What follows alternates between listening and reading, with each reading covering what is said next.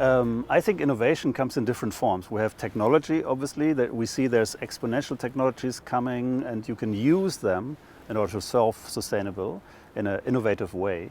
But I think we also need to look at frameworks and new ways of thinking, our minds, that we address the challenges with an open heart and also with some anticipation of, what are challenges we can solve in the next 3 or 4 years with maybe innovations and technologies which are even not invented.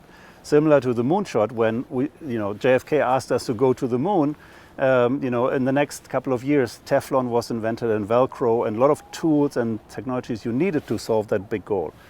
If we address sustainability in the same mindset and saying we have to solve it, how can we basically mobilize everybody, the thinking, the technology, as well as the frameworks of innovation within any organization? I think that's how we can address sustainable innovation.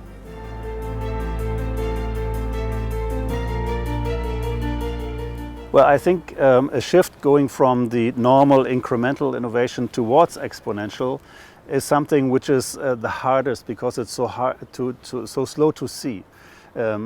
One part of exponential innovation is, for example, the messenger RNA technology we are using now in vaccines. It is 30 years in the making, where a lot of pioneers in the labs worked on it tirelessly, which then allowed us within a year to get the vaccine. But the base work of what has happened 30 years in these labs is something we have to look at. So now, where are technologies now in the lab, maybe since 5 years or since 10 years, which might pop up and be available to the outside, to the world, to innovators and researchers at universities that can then go into the market in the next couple of years. So we have to look at different ways and new corners, if you will, and where pioneering technologies and mindsets and innovations are already happening. So how fast can we take some of this pioneering work into the market?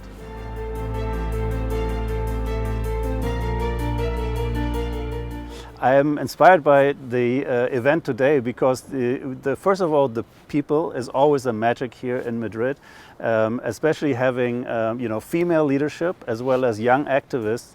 This is something which really is close to my heart because we need more diversity, and Sandra and her team always show that this is at their heart as well, and I'm always a pleasure to be a guest here. So, and the beautiful environment even is just the cherry on the cake. So this location at ESI is just, I would say, the best conference center I've seen in a long time.